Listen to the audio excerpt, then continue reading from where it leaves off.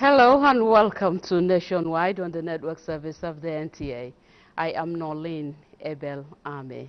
We begin the broadcast from the agri sector, where the federal government has commenced the distribution of farm inputs to farmers across the country, with 12 states benefiting in the first phase.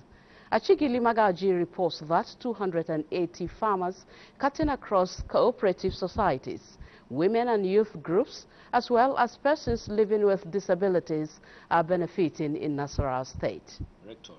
Take it as a gift from the federal government that will help us to revamp food production in this country. We are very, very happy with the President of Nigeria, with the Federal Ministry of Agriculture, for their kind gesture to us. Please pass our information. We are grateful to Mr. President, and we are willing to work with these items that has been given unto us today. We will not take this kind gesture for granted.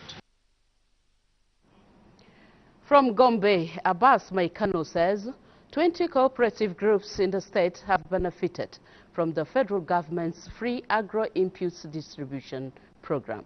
The items distributed are basic farm machines for small-scale farmers. It is a free of charge instead of the farmers to take his money to go and buy it in the market. So actually it minimizes the suffering of the farmers in Gombe State. We thank the federal government for all the things they done for us, because they did it severally. This is not the first time. Items. In other news, Secretary to the Government of the Federation, George Akume, says the federal government, under the Renewed Hope agenda, has unprecedentedly delivered on its campaign promises and deepens commitment in sustaining national development on the right trajectory. As speaking during an event to honor his chief of staff and his wife, where President Bola Ahmed Tinubu's presidency within the period of stewardship was brought to front banner and assessed for a job well done as Nigeria marks 65th independence anniversary celebration. We are talking on super highways for the first time in the history of this country. And you go to the economy, things are picking up. When this government took over, we had nothing in our foreign reserves. Today we boast of 42 billion in our foreign reserves. Tax reforms have come, and today businessmen are sure of how much they are going to pay as taxes. There is nothing arbitrary about tax administration again. Foreign exchange windows were 4 before this government took over. Today you have only one window. The list is endless. Look around you, look at the infrastructure, look at what is happening with students, look at basically what is even happening with our foreign reserves, where it was when we took over and where it is now. The present government is doing so much, placing women in positions of authority, and gradually we'll get there. The occasion was used to appeal to Nigerians to rally around the Renewed Hope agenda for political stability, social harmony and economic prosperity of Nigeria and Nigerians. In the meantime, the federal government has directed contractors handling the reconstruction and expansion of the Abuja-Kefi Expressway to embark on night construction to reduce traffic congestion along the Abuja-bound section of the road. Minister of State for Works, Bello Muhammad Goronyo, who used the opportunity, who issued the directive during an inspection tour of the project, said the completion timeline is still December 2026. Usman Zubairu reports. The ongoing expansion work on the Abuja-Kefi Expressway started in December last year. Already 41 kilometers of the 43.6 kilometers of the road from Kefi have been completed. This 3-kilometer stretch has long been a trouble spot, prone to severe waterlogging during rainfall, resulting in major traffic congestion for motorists. Emergency on Nigeria Road. Minister of State for Works, Bello Goronyo, says government understands the plight of Nigerians and has therefore directed the contractor to adopt immediate measures, including night work, to ease the hardship faced by road users. We must ensure that he mobilizes fully to this site to maintain this road because there are heavy traffic on this axis, and we are not happy with the way and manner people are suffering on this road. This road is a very important arterial road, and people must have ease of movement along this corridor. We have the confidence to finish this project on time. The minister State warned the contractor handling the work that the ministry will not tolerate further delays. He emphasized that the road project is of paramount importance to Nigerians and must be completed to the highest standard, adhering strictly to specifications.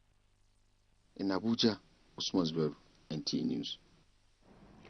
Elsewhere, the nation's capital city and environs are on the verge of having a sustainable street light system aside to the provision road infrastructure put in place. This follows the flag-off of the installation of integrated hybrid solar lighting within the district of the Federal Capital Territory and expressways.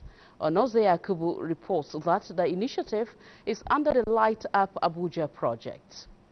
The pilot of the Light Up Abuja project covers Lot 1 and 2 of the capital city.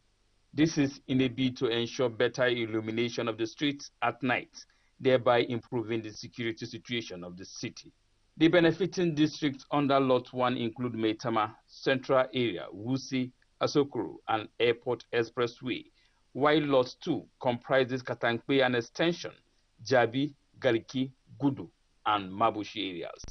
The effort of the FCT administration in keeping the streetlights in the city in top performance had not yielded the desired result, mainly due to power outages, vandalism, leading to darkness in many areas of the city. We are not just flagging up the project, but we are bringing light where there was darkness. We are bringing safety where there were fears. We are also bringing hope where there were doubts. We signed an agreement with these two companies, CGC and CCCC. We signed to CGC, one to provide water in the satellite towns, which is ongoing, and one to help in terms of lighting up Abuja. The project is expected to be delivered in 6 months. Onoze Yakubu, NTA News. From Abuja, we take you to Enugu, where Nigeria celebrates her 65th independence anniversary. The nation continues to measure progress across key sectors of the economy. While it may not yet be all success in every area, remarkable strides have been recorded, particularly in the electricity sector. In this report, correspondent Chika Okorie examines the decentralization of power supply and Nigeria's steady journey towards energy reforms. The complexities in power generation and distribution, once considered a huge challenge, began to ease with the enactment of the Electricity Act 2023. More reliable electricity supply, now made possible through the involvement of state government, has opened fresh opportunities ranging from job creation to healthy competition among investors, while also making the entire process more citizen-driven. These achievements, Enugu residents say, must be recounted as Nigeria marks 65 years of independence. The country has made tremendous improvements, especially under the leadership of the current president, Bola Ahmed Tinubu. And one of the areas which the country is now registering very great improvements is electricity. As it is, hope now shines on over 113 vulnerable communities that were previously underserved or not served at all. With the passage of the Electricity Act, the first bill, the first law that was signed into place in Enugu State was the Enugu State Electricity Law to transform our electricity industry. Although citizens continue to point out areas requiring deeper attention, there is broad agreement that President Bola Tinubu's renewed hope agenda is steadily positioning Nigeria for greater. In Enugu, Chika Okorie, NTA News. Still stay with Chika Enugu. Let's now join her live to tell us more about the decentralization of power. Hello, Chika. From findings, how do you think that the organization of Nigeria's power sector, as facilitated by the Electricity Act 2023, will impact the country's energy landscape, particularly in terms of addressing grid instability and promoting renewable energy integration and, of course, the opportunities thereof? All right, thank you, studio. Let me borrow the words of one of the respondents who said that 65 years down the line, Nigeria has made great or huge successes in several areas. But because of this report, we are paying attention to the power sector, which was hitherto considered as the nation's weakest link. But with the Act, that is the 2023 Electricity Act, which gave autonomy to state governments to generate, transmit, and distribute electricity, what has been done.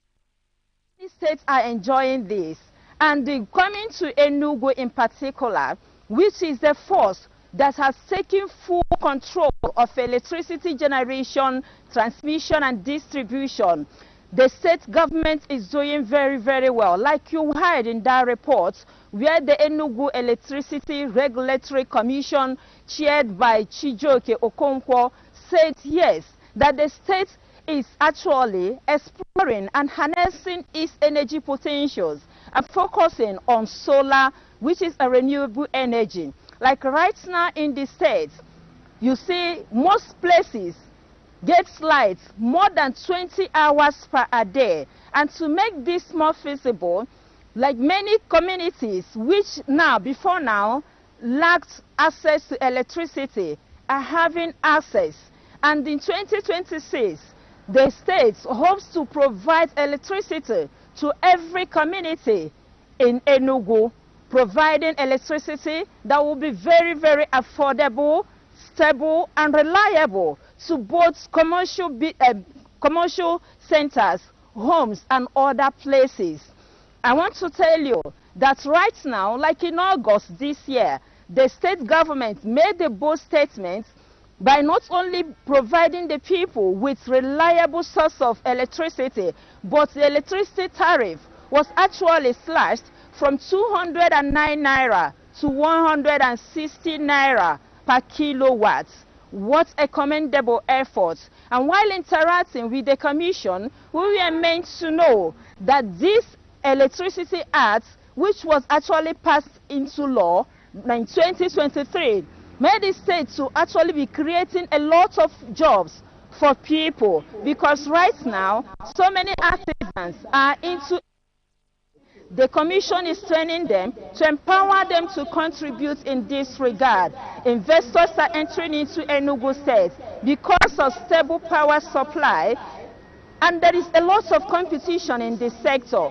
Homes are now enjoying electricity. The very important aspect of this act that it gave ownership to citizens, because we are meant to know that in the present act, that in a case of vandalism, unmetered customer pay hugely. They bear the brunt. Because of this, citizens are taking ownership. There is nothing or little vandalism in Enugu State. That's why I am saying, just within the capital city, we do have nothing less than 20 hours light per day. All right, very well spoken, Chika Korie. Very well spoken. Thank you so much for your contribution from Enugu State. All right, let's move to other matters now. The story of healthcare infrastructural renewal in Gombe State is unfolding with the inauguration of a 100-bed Senator Oluremi Tinubu Mother and Child Specialist Hospital. Nigeria's First Lady Oluremi Tinubu, while inaugurating the facility built by Office of the Senior Special Assistant to the President on SDGs, says the project reflects the commitment of the federal government to providing children with healthy start in life. State House correspondent Adeni Tayo reports. It is day 2 of our maiden visit to Gombe State and Nigeria's First Lady Oluremi Tinubu leaves no one in doubt of one of her priorities: improved health care for mother and child.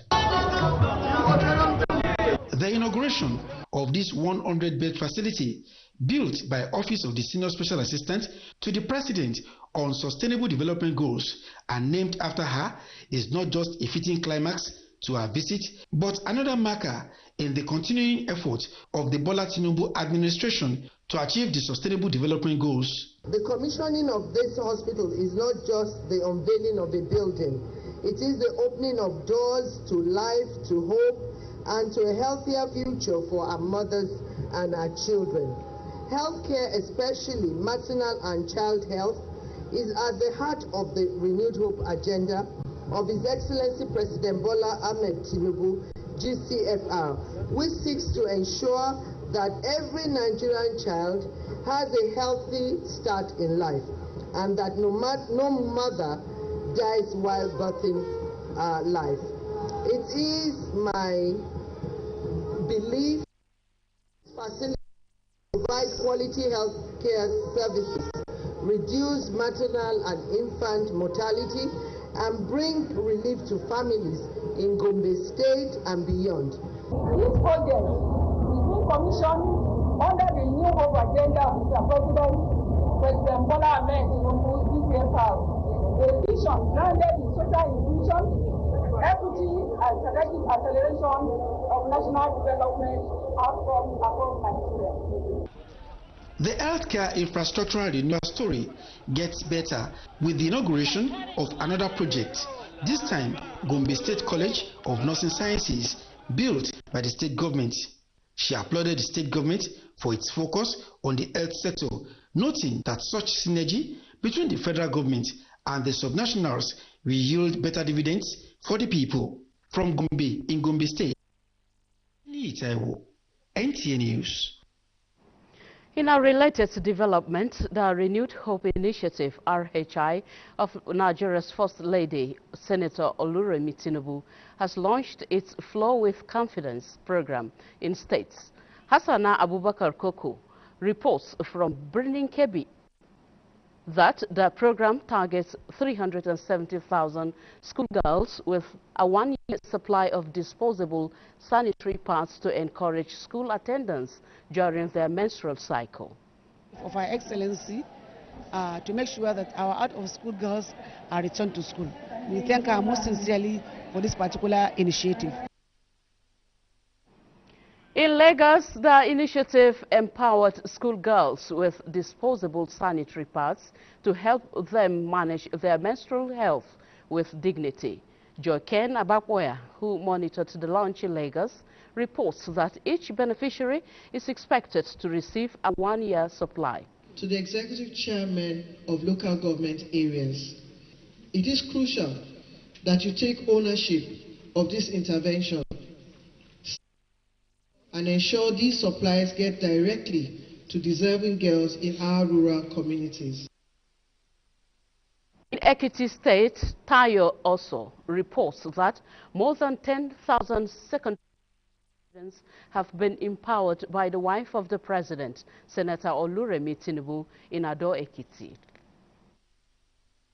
For us, at the Redeem Hope Initiative, we believe that no girl should ever have to choose between her dignity and education.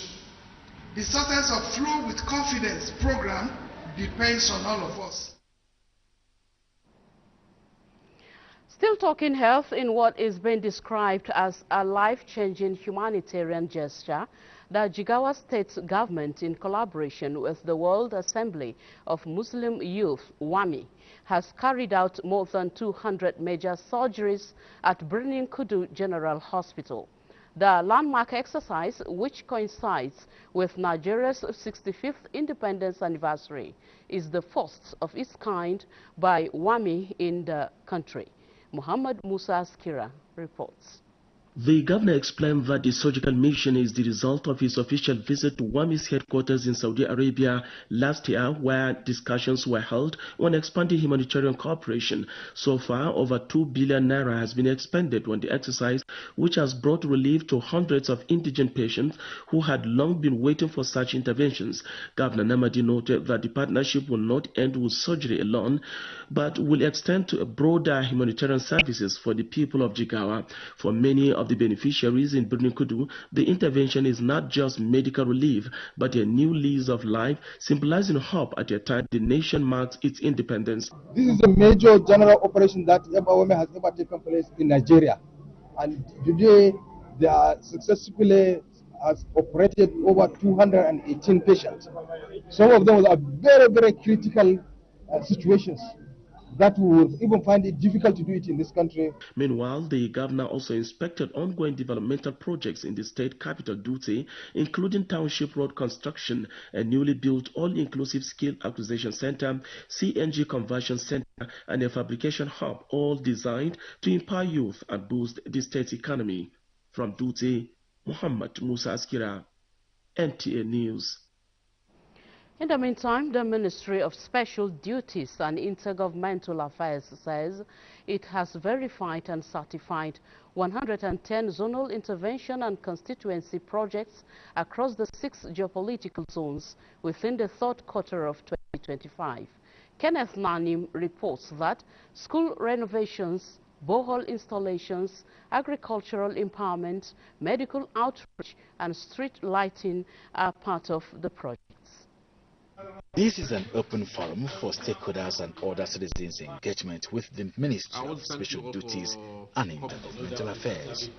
Here, evaluation of the impacts of the projects executed in the communities to stimulate local economies and improve services in the grassroots is on the front burner. The ministry says a software application developed by its personnel is instrumental to real-time monitoring of the projects, no matter the location. It's called PMIS-GIS. If you don't know the beauty of technology, it cuts off risks for you. And that's what's even giving us more marks now, because we have a unique IT application that is giving us the results we want. More inclusive participation of stakeholders in project monitoring and evaluation, the need to prioritize security and local government administration that will engender grassroots development are some of the issues under discussion.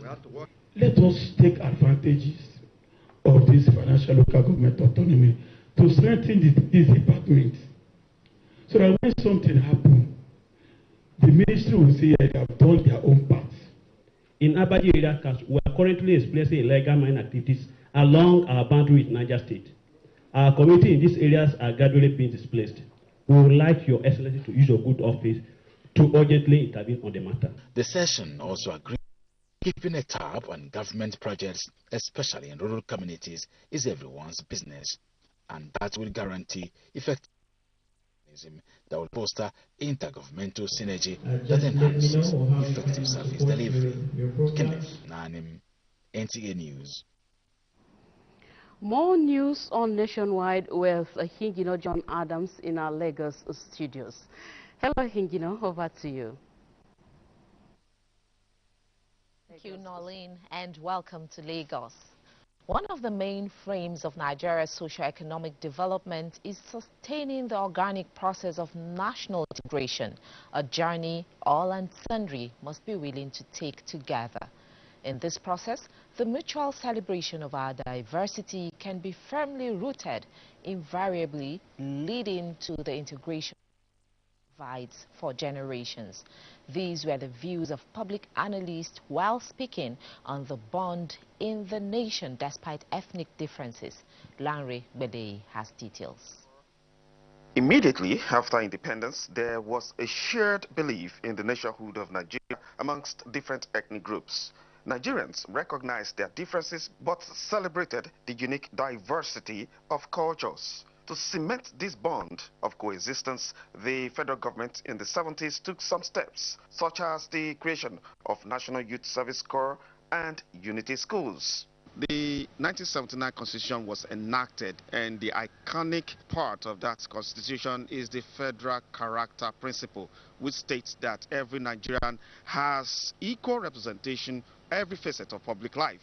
The new Constitution then says you would actually really need to go beyond your region in order to get 25% at least in 2/3 of the state. So that led to the emergence of quasi, at least fairly national parties. Sadly, what the nation had then is now under threat, with the social media aggravating it.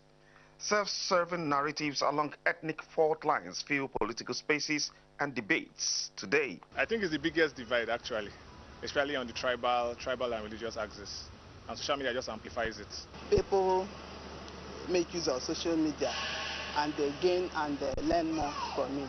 They don't use it to bite each other. But here in Nigeria, the reverse is the case. There has to be collaboration. There must be some sort of, cultural values, exchanges. The platforms like NYSC. Public affairs analyst states further that the present administration's construction of road infrastructure linking not only regions but along their economic potential and the fight for financial autonomy for local governments are panacea to curing the cancerous growth of ethnocentrism. In Lagos, Larry Bilayi, NTA News. Education now, stakeholders in the education sector are encouraging parents to imbibe the culture of communicating with their children and words in their local dialects. This was the focus of a gathering in Lagos aimed at promoting multilingual education among primary and secondary school students on how to harness the opportunity with the aid of digital tools. Diana Ajali completes the report. For instance, Yoruba will say, that is the meaning that if a goat helps a dog to walk, it will surely eat people. And what it translates is that do not follow bad gangs, because the more you follow bad gangs, the more you lose your good moral behavior. Sumaya Jimo, a secondary school student there, demonstrating how fluent she can speak her language. As technology continues to make waves, Zacchaeus Onumba Dibiazwe Memorial Library, Zodemel, in collaboration with National Library of Nigeria, believe blending books with digital tools is key in transforming learning from the grassroots, particularly in speaking different languages, including local dialects. We are in the digital era where technology is evolving. So we need to understand that we need to blend traditional books with digital tools to be able to learn more effectively. One of the things I see and I believe that could work is to making students to learn with the type of language they can reckon or they can relate with. National Library has the Green Library for the children, where they can come and make effective use of our resources, both digitally and the printouts. Organizer highlights the importance of promoting literacy in the digital era. It's easy to use a digital format to learn a language. So you can go online and find resources that will teach you any Nigerian language. If they use online resources to learn responsibly, the world will open up to them. Multilingual education remains a vital tool in fostering cultural understanding, social inclusion, and protection of indigenous languages. In Lagos, Diana Ajale, NTA News. Those are the reports from Lagos. Nationwide continues in Abuja with Norlene after the break. The Renewed Hope Initiative RHI presents the RHI Green Nigeria Challenge. Go green today for a greener tomorrow. This national competition is in 3 categories. The household category is a tree planting competition amongst 11 frontline states in northern Nigeria. Each participating household in Adamawa, Borno, Bauchi, Gombe, Jigawa, Kano, Katsina, Kebbi, Sokoto, Yobe and Zamfara states will plant a minimum of 1 tree to qualify, with a video evidence of before and after the tree planting exercise. 20 million naira will be awarded to the best household. Submission deadline is 20th December 2026. community category will see local governments, local communities, schools, and NGOs reclaim and transform degraded or abandoned areas such as dump sites, landfills, parks, and their likes into green, vibrant gardens, parks, and eco-friendly spaces. 50 million naira would be awarded to the overall best community group. Deadline for submission is 15th July 2026. State category will have all states of the Federation and the Federal Capital Territory, excluding Enugu State, have a chance to address the growing threats to environmental sustainability and cleanliness. States will be judged based on the number of trees planted on major roads and inner streets and how clean they are. 100 million naira will be awarded to the best performing state. Already, Enugu State has 100 million naira for being RHI's model green state due to its greenery and cleanliness. Video evidence must be submitted by participating states on or before 20th December 2026. All entries must be directed to RHI Office, State House, Abuja, or email rhi.greenchallenge@statehouse.gov.ng. RHI Green Nigeria Challenge. Go green today for a greener tomorrow. In the beating heart of Owerri, business never sleeps. From sunrise to sundown, the wheels keep turning. And behind the scenes, vision meets action. Governor Hope Uzodimma's leadership has turned manifestos into reality, transformations that feels like a miracle. But progress needs peace, and in Imo, it's not left to chance. From land to sky to river deep, are watching, protecting dreams and opportunity. At Orashi's quiet shore, hydropower is rising, set a growing economy. The change is visible. New roads emerge, industry hums, communities come alive. At the center, a digital revolution. 500,000 young minds trained each year to build the future. As Orashi rises, so does Imo and the hopes of a hard-working people. A new Imo is on the rise.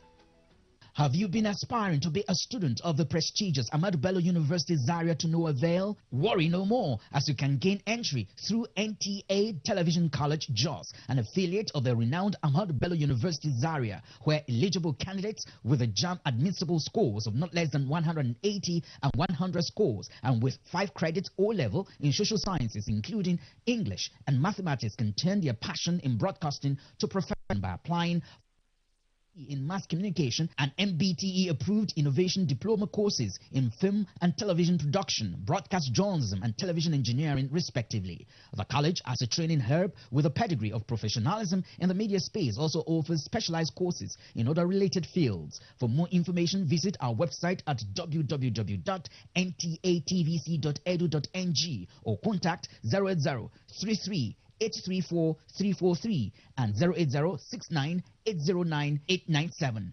Announcer Management.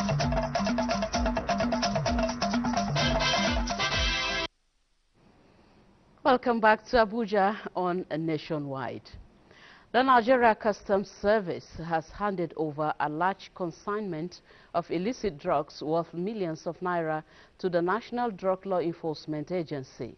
The handover followed an interception along Daura Road by officers of the Kano Jigawa Area Command of the service. Fatima Sanusi Karaye has the details. The seizure comprises 28,700 tablets of tramadol and 261,750 capsules of pregabalin worth millions of naira. The custom notes that the operation was part of sustained efforts aimed at blocking drug trafficking routes and safeguard public health. These tablets, when allowed to go into public, they have the tendency to affect our health. They weaken vital internal organs, causes addiction and restlessness among our teeming youth. Similarly, the implication and consequences in relation to security issues, they constitute violence, thuggery, banditry, armed robbery, and weapons trafficking, among others. The illicit drugs were formally handed over to the National Drug Law Enforcement Agency for investigation and prosecution. Particularly, I want to appreciate the synergy and work relationship we have with them. By this taking over the suspect and the exhibit, we are going for further investigation. Both agencies, the action reflects a joint commitment towards confronting the rising challenge of illicit drugs in the region. Fatima Sanusi Garai, NTA News. 21 years jail term awaits 11 suspects if found guilty of pipeline vandalism and oil theft. The Special Prosecution Team of the Interagency Task Force on Petroleum Theft arraigned the suspects before the Federal High Court sitting in Yenagua, Bayelsa State. Ebenimi Zitimiola reports. Pipeline vandalism, crude oil theft and illegal refining caused the nation huge revenue loss besides polluting the environment. To bring to book individuals and organizations involved in oil theft and illegal bunkering, the federal government inaugurated the Special Prosecution Team of the Interagency Task Force on Petroleum Products Theft. The Joint Security Team apprehended the 11 suspects for allegedly tampering with the Trans Ramos pipeline at Opukishi, Beniside in Ekeremon local government area of Bayelsa State. The suspects were arraigned at the Federal High Court sitting in Yenagua, Bayelsa State on 2 count charge. Going by the Miscellaneous Offences Act, if a person is caught, it goes from 21 years imprisonment to life imprisonment. It will not pay for a person. A young man should be engaged in crime that he knows once the offences are proved against him, he is going in for it. In this matter for the 6th and the 7th defendant, the charge had been read to them and they all pleaded not guilty. We have also applied for bail, and graciously my Lord granted the bail for all the 11 defendants. Hearing has been fixed for the 11th of November 2025. In Yenagua, Ebinimi Zitimiola, NTA News. Nigeria is stepping up its game by adopting advanced technology to ensure precise hydrocarbon measurements. The move is aimed at boosting efficiency and transparency in the oil and gas sector. Chairman of the Nigeria Hydrocarbon Measurement Conference, Austin Olorunshola, told journalists in Abuja that accurate measurement is vital to maximize resource value and secure long-term industry growth. Lydia Sampson reports. According to Austin Olorunshola, a former DPR official, the adoption of digital metering and real-time monitoring systems is making a big difference. These tools are improving the accurate quantification of crude oil and natural gas volumes. Good. It wasn't too much of a problem because we were only like 80 or 100 million people. But now that we are more than 200 million people still sharing this same land, there's so much focus from even citizens themselves, because at the end of the day, that's the cash register. This is really where we all get whatever that government really requires. And so this is really why we're still very much excited. He explained that this integration of technology supports smarter resource management, cuts down on losses, and strengthens regulatory compliance across the sector. To this end, regulators and private operators are working hand in hand to deploy smart sensors and automated solutions for effective hydrocarbon measurement in a Lydia Sampson, NTA News. In other news, building a future generation grounded in the creative sector is the agenda of a culture and creative festival in Abuja. The event, organized by the Female Artists Association of Nigeria, drew participants from far and near. Folosade Shaba. significant role in nurturing creativity and cultural literacy in children can never be overemphasized.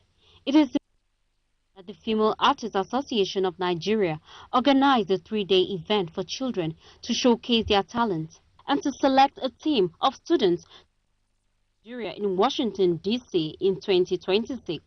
We are all today here to celebrate children, to celebrate Nigerian culture, to celebrate one another, to create friendship and cooperation with every one of you today.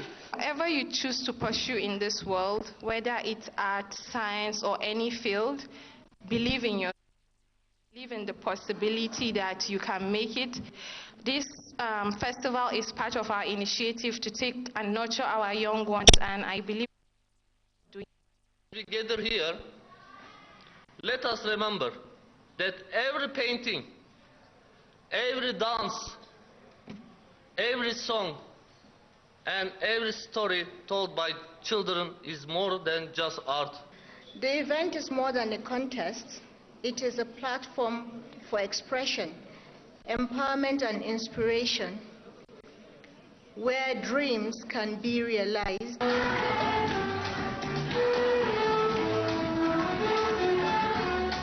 Every child has a creative potential in them waiting to be discovered. So together, let's nurture, encourage, and create an avenue for them to explore. Fola Shade Shabas report there, and we take you now to our Maiduguri studio, where Abubakar is standing by with more reports for us on Nationwide. Hello, Abubakar. It's always good to see you, Nolan, and thank you for joining us. 53,000 male and female residents of Dikwa town who lost their crops to pest invasion have benefited from food, non-food items and cash support. Governor Babagana Umara Zulum personally supervised the exercise, which the state government now restricts to communities facing emergencies such as pest attacks or elephant invasion. Here is Mohammed Goni with the rest of the story.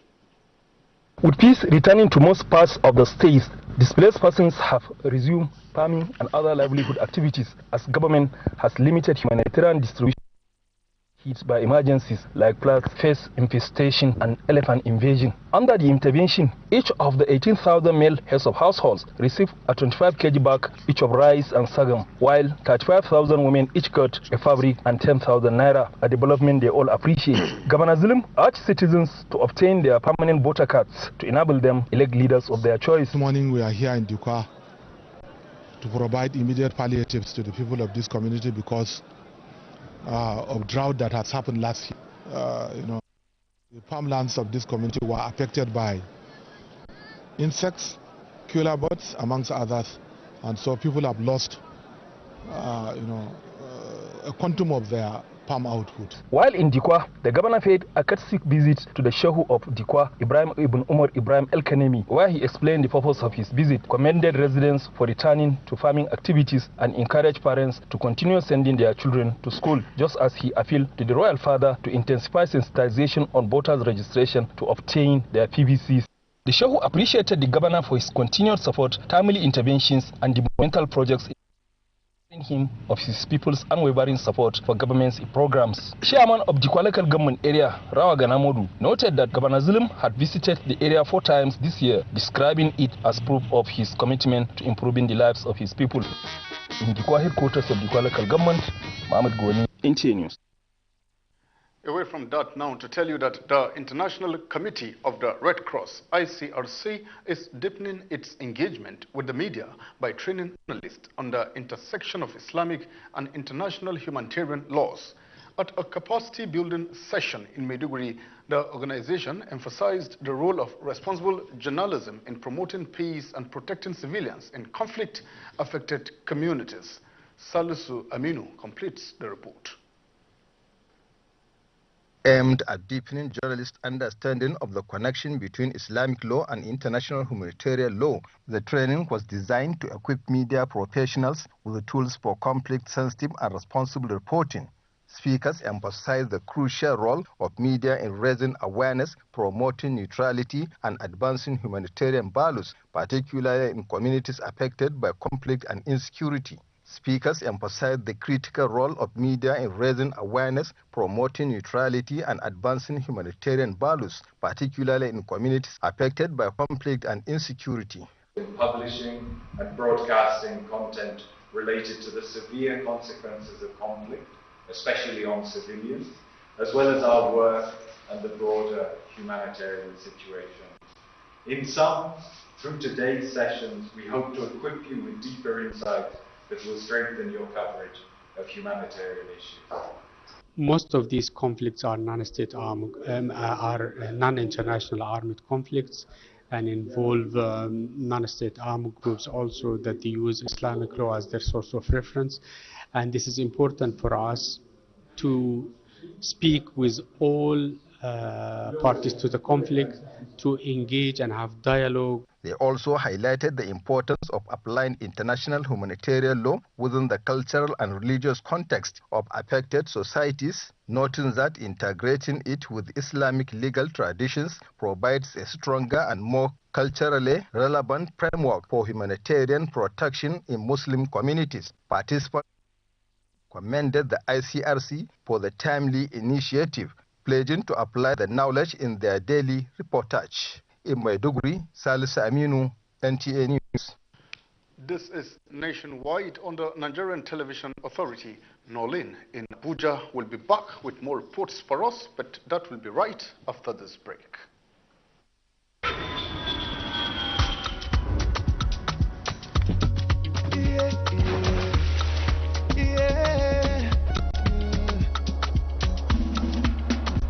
From the Atlantic across the savannah to the Sahara, we rise, a land of the free, we know they tire. We bring great spirit. Resilient, rooted like palm tree, we sway in colors, with undoubted divine, we make solutions, with nice passion, yeah. It's a message that is unique, we have more than just we are Nigeria, strengthening unity.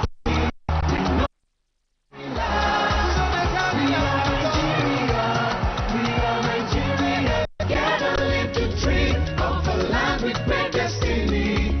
We are Nigeria. I am the real Nigerian. Brought to you by the National Orientation Agency, NOA.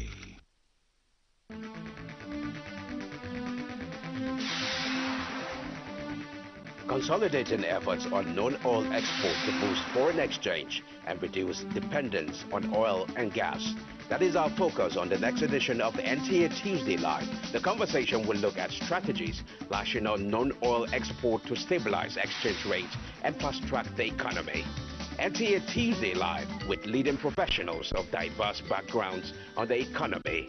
Tuesday Live every week on Tuesdays at 10:30 p.m. Incisive and educative as ever. Don't miss it. Welcome your host, Bisola Ayola. Hi everyone! Woo! All the way from Akwa Ibom State, it's the sensational family!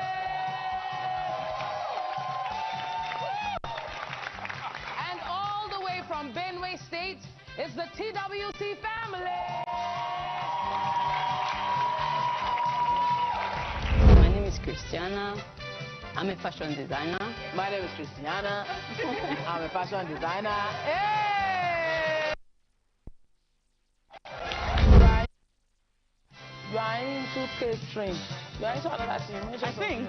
You sing as well. Oh my God. Grace, take it away. All around the world, no one looks like you. You can put a smile on your face. You're beautiful. The spirit of is in wells in you. Woo! Woo!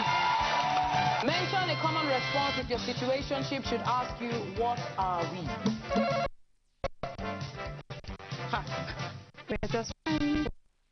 Or like a sister to me. Nothing. Lovers. We are who we are. We are who we are. Survey says.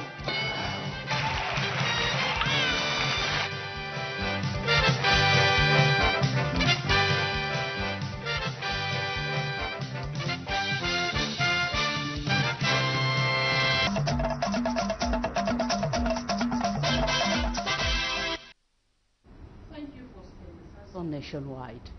Across the world, governments, civil society groups, and peace advocates are calling for renewed commitment to tolerance, dialogue, and peaceful coexistence at a time when violence and conflict continue to tear communities apart. In this special report, Alika Okbanacharua takes a look at how Nigerians are reflecting the message of peace and non-violence on this International Day. Places like this IDP camp are reminders of lives uprooted by violence. And as the world marks the International Day of Non-Violence, the lesson is clear. Peace begins with the choices we make every day, not through force, but through understanding and compassion. This year's observance comes at a time of heightened global tension across different regions. Here in Nigeria, Peace Advocate says the call for non-violence is more relevant than ever. Evolution of society, you cannot stop complete violence because it's part of human existence.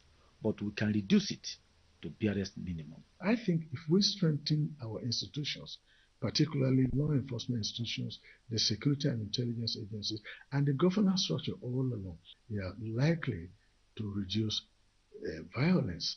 Hawa Usman and many others like her are living proof of the scars of violence and displacements. I lost my husband and brother to insurgency. Since then, life has been difficult for me and my 2 children. Violence, husband against wife, neighbor against neighbor, siblings, neighborhood is violence. From schools and city squares to online campaigns, Nigerians are raising their voices in unison, promoting peace and rejecting violence. For me personally, I think one of the things societies, community, schools, families can do is to preach peace. Advocacy groups also remind us that non-violence is more than the absence of war. It is a way of life built on respect, dialogue, and compassion. In Abuja, Alika Okpanachi, Arua, NTA News. In the spirit of unity and celebration, the Office of the Speaker House of Representatives, Tajuddin Abbas, has marked his 60th birthday with inmates of the Kuje Custodial Center in Abuja. In a statement, Public Relations Officer of the Nigerian Correctional Service, Umar Abubakar, says, as part of the celebration, the Speaker, who was represented by his Deputy Chief of Staff, Chamberlain Dunku, flagged off the registration of 100 inmates for the 2025 NAPTEP and NECO examinations, 57 for NAPTEP and 43 for NECO. The gesture, he says, reflects his commitment to inclusive governance and a belief that education is key to rehabilitation and reintegration. And now sports. Super Eagles head coach Eric Chell has selected team captain William Ekong, goalkeeper Sterling Wabali, defenders Bright Osai Samuel and Calvin Bassey, midfielders Alex Iwobi, Wilfred Ndidi, and forwards Victor Osimhen, Simon Moses, among other players, for this month's 2026 FIFA World Cup qualifying matches against Lesotho and Benin Republic. Nigeria takes on Lesotho in South Africa on the 10th of October and Benin Republic on the 14th of October in Uyo, and from World Cup in Chile. Nigeria's Flying Eagles defeated from Saudi Arabia 3-2 in their second Group F encounter Friday morning to earn 3 points and brighten their chances of reaching the round of 16 at the ongoing 24th FIFA Under-20 World Cup in Chile. They match Nigeria in all ramifications, even though we have more shots at goal. We need to do better, we need to improve. Because going into our next match against Colombia, we are facing a much more technical side. And for the fact that they scored 3 goals after not being able to score in their first game shows that their coaches are really working. And in the English Premier League, Chelsea will host Liverpool, while Manchester United will attempt to return to winning days when the team will welcome Sunderland, among other matches on Saturday. In water sports, Team Brady leads by just a single point over Team Rafa at the top of the championship table as UIM E1 World Electronic Boats Championship bets on Nigerian waters this Saturday for a historic debut penultimate battle to crown the 2025 champions of the water. The E1 Lagos Grand Prix, slated for the Lagos Lagoon, has 21 points covering the top 4 teams ahead of the season final in Miami. Team Brady leads with 135 points, followed by Team Rafa with 134 points, among others. With sports updates, Olumide Eguntola, NTA News. And that concludes Nationwide today. Thank you so much for watching. I am Norlin Ebel Ame. Bye for now.